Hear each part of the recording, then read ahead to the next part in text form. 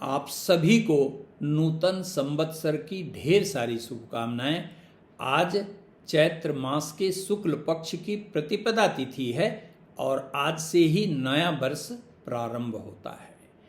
यह वर्ष विशेष रूप से उल्लेखनीय क्यों होने जा रहा है, इस पर हम लोग बात करेंगे और यह भी बात करेंगे कि यह किन किन लोगों के लिए लाभकारी परिणाम देने वाला है और किन किन लोगों के लिए नकारात्मक परिणाम प्रदान कर सकता है।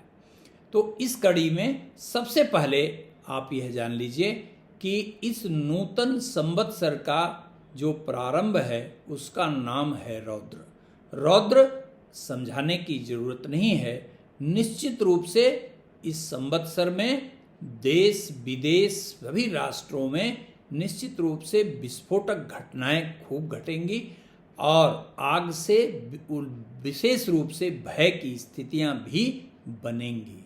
लेकिन ध्यान रखिएगा कि इस रौद्र नामक संवत्सर का जो प्रारंभ है इसका नेतृत्व बृहस्पति के पास है और बृहस्पति शुभता का जहां प्रतीक है वहीं पर यह नहीं भूलना है कि बृहस्पति अतिचारी अवस्था में गोचर कर रहा है, अर्थात अपनी सामान्य गति से तीव्र गति से बृहस्पति का गोचर हो रहा है और बृहस्पति के इस गोचर के कारण प्राकृतिक असंतुलन का होना अवश्यंभावी दिखाई देता है। इस स्थिति को और बल देने वाला जो ग्रह है वह मंगल है। मंगल इस वर्ष का मंत्री है। राजा जहां नूतन संवत्सर रौद्र का राजा बृहस्पति है वहीं पर मंत्री मंगल है। मंगल और बृहस्पति दोनों ही एक दूसरे के परम मित्र हैं, दोनों ही आग्नेय ग्रह हैं। तो यह और बृहस्पति की अतिचारी अवस्था के कारण यह स्पष्ट रूप से कहा जा सकता है कि यह वर्ष जन सामान्य के लिए बेहतर नहीं कहा जाएगा। प्राकृतिक दुर्घटनाएं बढ़ेंगी। मनुष्य के द्वारा युद्ध की स्थितियों के कारण गंभीर रूप से समस्या पैदा होगी। गोली बारूद, हवाई हमले ये सब खूब होंगे जब तक कि मंगल की स्थिति सुंदरतम नहीं होगी। तो मंगल की स्थिति थोड़ी सी बेहतर 1 अप्रैल के बाद से होनी प्रारंभ हो जाएगी और मंगल की स्थिति जैसे ही बेहतर होगी आपको दिखने लगेगा कि जो वर्तमान युद्ध की स्थिति है उसमें सुधार की गुंजाइशें बननी प्रारंभ हो जाएगी।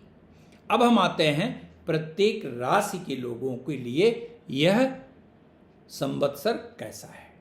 देखिए, सबसे पहले जिन जातकों का जन्म मेष लग्न में हुआ है, कर्क लग्न में हुआ है, सिंह लग्न में हुआ है, वृश्चिक लग्न में हुआ है, धनु लग्न में हुआ है या मीन लग्न में हुआ है, इन 6 लग्नों का अगर आपका जन्म है तो निश्चित रूप से बृहस्पति केंद्र अथवा त्रिकोण का नेतृत्व कर रहा है और मंगल भी या तो केंद्र का नेतृत्व कर रहा है या त्रिकोण का नेतृत्व कर रहा है।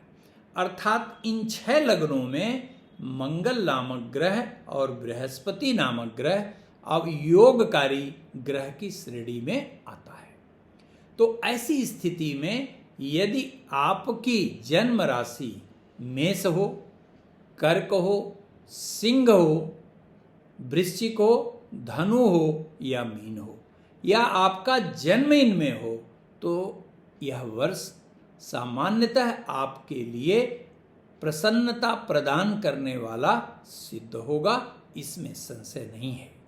इसमें आपका मान सम्मान बढ़ेगा, आर्थिक प्रगति आप करेंगे, आपकी मनोकामना की सिद्धि होगी, परिवार में नए प्रकार के शुभ कार्य होंगे, मांगलिक कार्य होंगे। अर्थात सर्वथा ही यह वर्ष आपके लिए बेहतर कहा जाएगा। लेकिन यदि आपका जन्म वृष लग्न में है, मिथुन लग्न में है, कन्या लग्न में है, तुला लग्न में है, मकर लग्न में है और कुंभ लग्न में है, तो बृहस्पति और मंगल निश्चित रूप से या तो वह अकारक की स्थिति में है या तो न्यूट्रल स्थिति में है। तो यह आपके लिए बेहतर नहीं है कि इस वर्ष का राजा बृहस्पति है और मंगल मंगल मंत्री है। अर्थात आपको अपनी स्थिति को बनाए रखने के लिए, प्रगति के लिए विशेष रूप से सचेत होकर संघर्ष करना पड़ेगा, परिश्रम करना पड़ेगा। धन्यवाद।